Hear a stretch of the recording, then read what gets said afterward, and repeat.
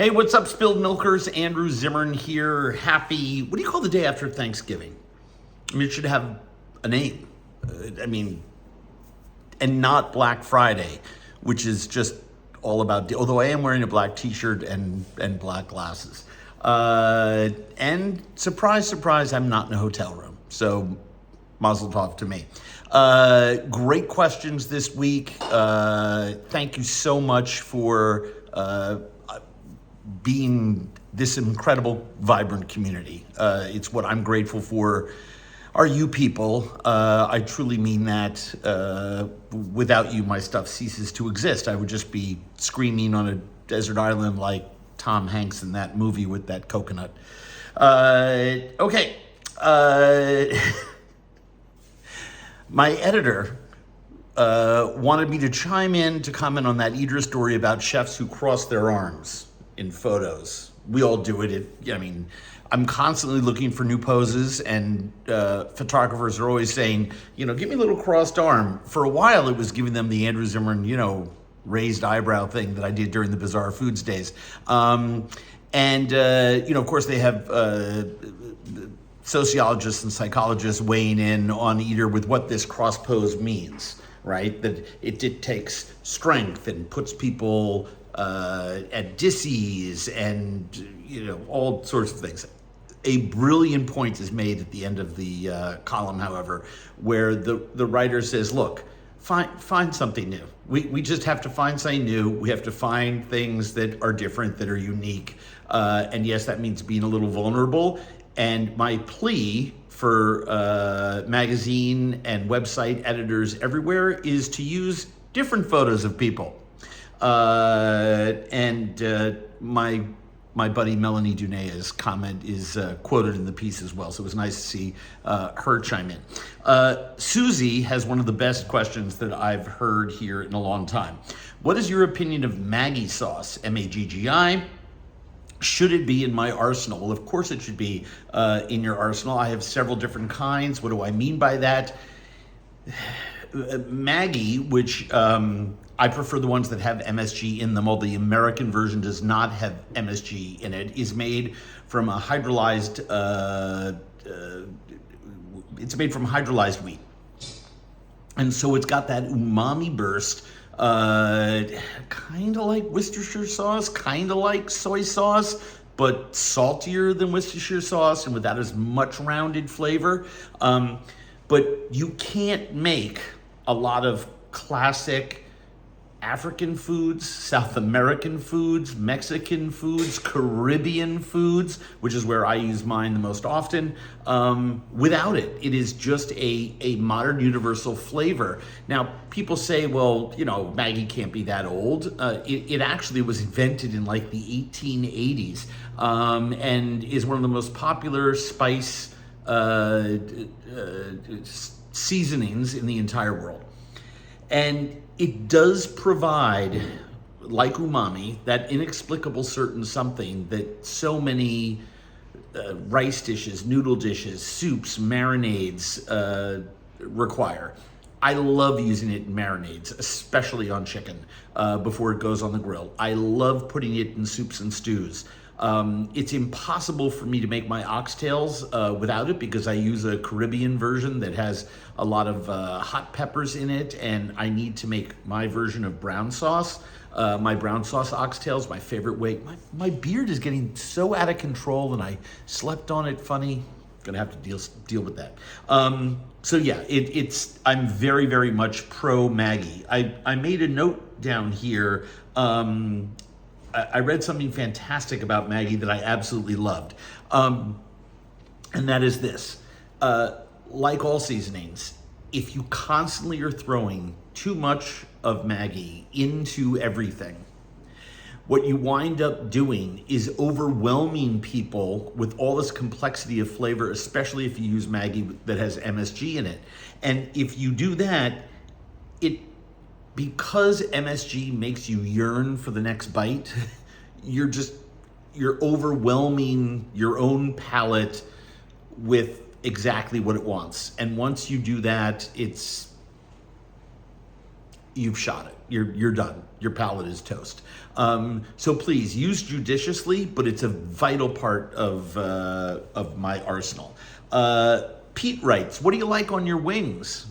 I was just eating chicken wings the other day, and the reason that I was in a very ad hoc way in my kitchen one night is that I was making gravy, actually a concentrated stock base that I would use to deglaze my turkey pans last night for Thanksgiving. And I roasted pounds and pounds and pounds of chicken wings and then boiled them in the stock. And at the end, I eat the meat off it. I loved chicken wings. So I had to write down how many different ways I like them. My preferred way to eat chicken wings is fried, although not battered. I like it very, very delicate, almost karaage style, mixed with a little egg white and yolk, and then tossed with potato starch or Korean style potato starch and sweet potato starch or tapioca starch, cornstarch, some combination of those three, but not flour. Double fried, 325 degrees, then flashed at 375 for a few minutes at the end to get them really, really, really crispy, and then seasoned either with a dry seasoning, which there are many, or quickly tossed in a pan that has a glaze of some kind in it. So what are my favorite glazes? Well, the most popular recipe on my website of all time are my Chinese spicy sticky chicken wings. I love those. I make versions of it all the time. Can't get enough. Tare style, where you actually, the Japanese style, where actually make that soy sauce rice wine mirin sugar reduction and then just toss the fried wing in it, let it soak up that sauce. Chinese style with a master sauce that is got the cinnamon and the and the soy and the rock sugar and the Chinese rice wine and star anise and all of those sweet spices in it, garlic and ginger, same deal. Reduce that to a glaze, toss your wings in it. But here's the really interesting one. If I had to, there's a reflection of the football game. If I had to pick one wing to rule them all, there is something about grilled wings that I absolutely love, that I let sit overnight in a little vinegar and yogurt and some dried oregano and some dried mint. Grill them, then toss them right off the grill in a warm mixture, equal parts of Dijon mustard and apricot preserves. Now, I know that sounds weird, but if you try it, recipes on my website, you will be hooked. It is the glaziest of the glazies, and I absolutely adore that flavor. Compound butters. Forgot this one. So grill your wings or fry them. Even more decadent if it's fried, and then toss them in melted compound butter, either with herbs and lemon, lots of chilies. I mean, think about the most classic of all wings, buffalo style wings. That's hot sauce and butter, hopefully emulsified properly so that it clings uniformly to the chicken wing that's been fried. Oh my gosh, now I want wings. Carol writes, "Hey Andrew, been a fan for quite some time. Find your advice invaluable. I am returning to Paris lucky you, in April of next year after 30 years. Love some recommendations for restaurants in the area, where to splurge, where to eat, where the locals go." I will, again, make sure that we get a list up. Maybe that's what I will do for Monday. There was another city list request, I think, that we'll talk about later in Chicago, and maybe we'll start to put some of our lists out on Mondays. Look, there are some great places. La Mijon, my friend Stéphane Gigot, I just assume eat a meal in that restaurant. It's just about anywhere. Bistro Paul Bert, same thing, Clown Bar, Le Cervin, L'Arpège, Le Doyen. I mean, there's so many great restaurants in Paris. So I'm going to make a list and we'll stick it up since you're not going till April, and we'll get that going for you. make a fun list. Angie writes, it's oyster season. What do you like to do with oysters?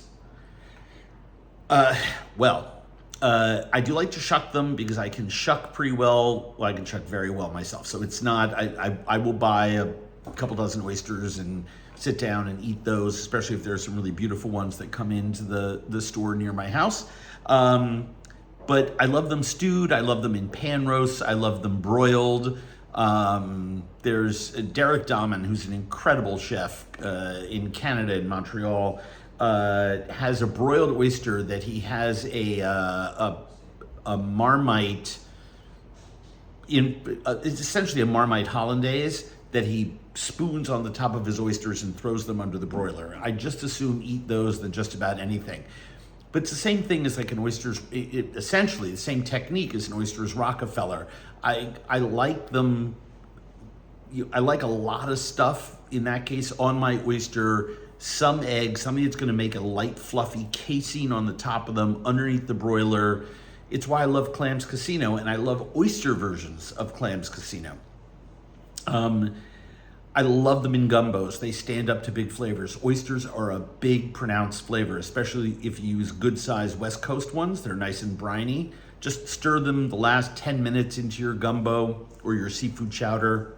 Incredible. But I think one of my favorite ways to have them, and I used to feature this as a special at one of my restaurants years ago, was a sort of a lowcountry pan fry. And at the last minute, I add a little bit more butter and let it brown, and then I throw in handfuls of fresh breadcrumbs, preferably from brioche, finely minced celery and shallot and herbs, and a little bit of garlic, some little bit of chili or a dash of cayenne pepper, and let those breadcrumbs and vegetables brown and get crispy in the pan with the oysters, and then slide the whole thing out onto a plate. So it's a knife and fork dish with these crunchy breadcrumbs fried in the brown butter and the oyster juices. Oh my God, it's so delicious. I should do that as one of my Wednesday recipes. So this is why I love you guys. You produce all my content for me. Now I know what I'm gonna do over the next week. Anthony writes, do you ever come to Chicago? Yes, I was just there. I just put a bunch of my stuff up on Instagram. Ooh, no, I didn't. I was just down there. It was Boca's 20th anniversary, and I was asked to participate and cook a dish there. I took some great pictures. I spent, 24 hours with my friends from the Boca group. Thank you, Kevin. Thank you, Lee. Thank you, Rob. Thank you to everyone who had a hand in bringing us down there. What an incredible night. Started early in the morning with donuts and bagels with my friend Lee, and then all the way up until I went to bed, where Rob Levitt from Public and Quality Meats came over with a true cassoulet that was one of the most delicious things I've ever eaten in my life. And we all sat down and shared that together. What a night. I do have a great list. There are incredible restaurants in Chicago. Congratulations to all of my friends down there on all of their Michelin stars. But there are so many incredible casual restaurants down in Chicago.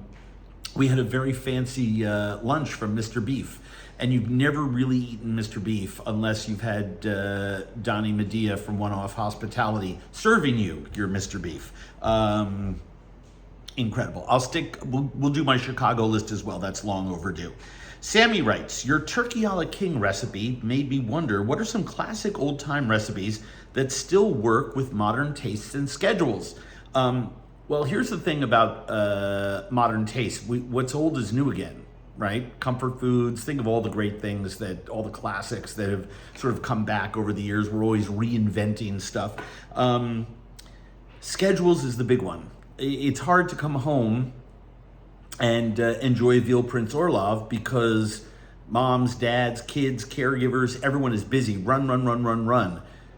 So we're inventing things like sheet pan meals. Talk about that in a second. that obviate the need to spend all day or 2 days cooking. But I spent a lot of time cooking for Thanksgiving. I'm going to spend a lot of time cooking this long weekend because just I got time. And I think, for those of us in the Sunday Cooking Club, I'm one of them. Those are people who do a lot of cooking one day a week and kind of stash it in the fridge.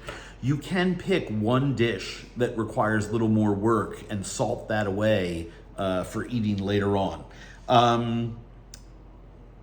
One of my predictions for I've started already to assemble my predictions list for 2024 food and my gift giving guide, so those will be coming out soon.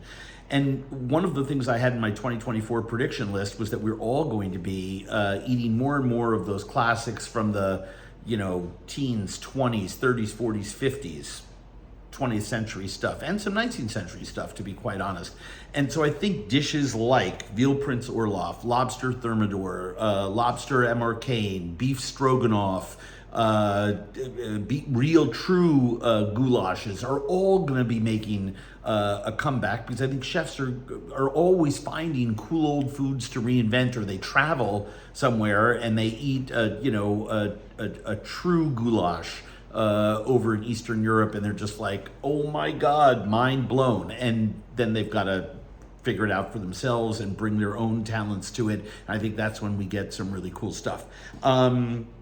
Meat and game pies are going to make a big comeback, I think. I already know there's a lot of chefs experimenting with them. They're fantastic. We should go for it. Chicken cordon bleu. Whatever happened to chicken cordon bleu? I mean, how great a dish is that? Fried with ham and cheese on the inside?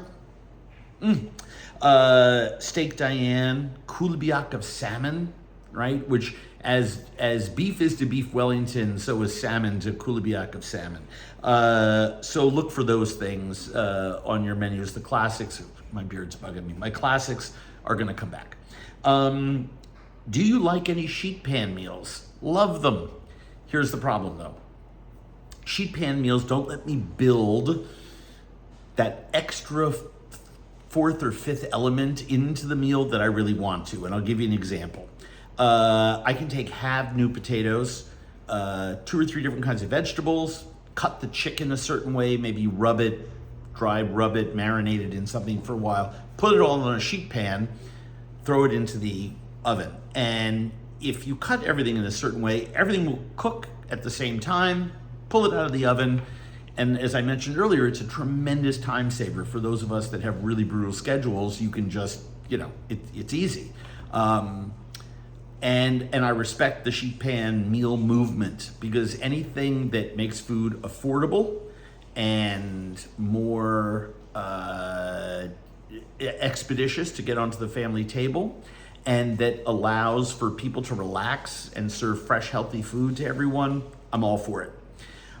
I prefer meals that are cooked in baking dishes. And what's the difference? Well, a baking dish has a nice 3-inch depth to it, and I have them in all sizes. And if you think back to the TikTok IG craze of all those pasta dishes from 2 years ago, where you take a pound of dried pasta, a jar of sauce, a cup of olive oil, a bunch of herbs, 2 pieces of feta cheese, and you push it into the oven, and half an hour later you stir it all together and it's a delicious pasta. Those were the kinds of things that I thought were very intriguing. Without sides on a dish, you can't really do sauces. And that doesn't mean that you can't caramelize, you can't roast, you can't get things crispy. Think of Nigella Lawson's incredible whole roasted chicken sitting in lemons and orzo, with that gorgeous roasted crown over the top of it. Think of lasagnas, think of all those baked pasta dishes, baked ziti, or however you like to do it. All of those are the kind of sheet pan meals that I like to do, because I can put them together fairly quickly. Parboil some pasta. I always keep quarts of different pasta sauces around, different meats to frost in a flash underwater safely, and you can combine everything together and throw it in the oven fairly quickly. And the biggest amount of time is given back to you, because your oven is doing the work while you're cleaning the house or doing homework or whatever. But at the end of the day, I think a lot, yeah, and a lot of food can fall victim to the world of social media gimmickry, where newcomers are kind of looking for clicks and likes. And I felt that the sheet pan movement was and is and should always be something very specific, a great technique that allows for speed and economy of work and convenience. But if I'm going to brown two pork tenderloins and then cut them in half and put them with vegetables and some wine and some potatoes into a baking dish, let that wine and meat juices and vegetable juices turn into a sauce in the bottom of the pan as it evaporates while everything cooks together, and then pull that out. I'd rather have the the sauce vegetable potato meat combination than the sauceless version. It's not that I need a sauce for everything. I just think it's that extra level of flavor that I think really helps. That's it. I promised to get that Chicago list out to everyone, as well as the Paris list. I hope everyone had a healthy and happy holiday filled with gratitude for each other and for those that care about us. While so much inexplicable craziness is out there in our world today, hard to make sense of it. But the one thing that I felt Thursday night at my Thanksgiving table was that everything that was most important to me was right there in those seats. Chosen family, friends, you name it, that's what counts. And yes, I am wearing a Han Dynasty t-shirt from New York. Love that place. See you next time.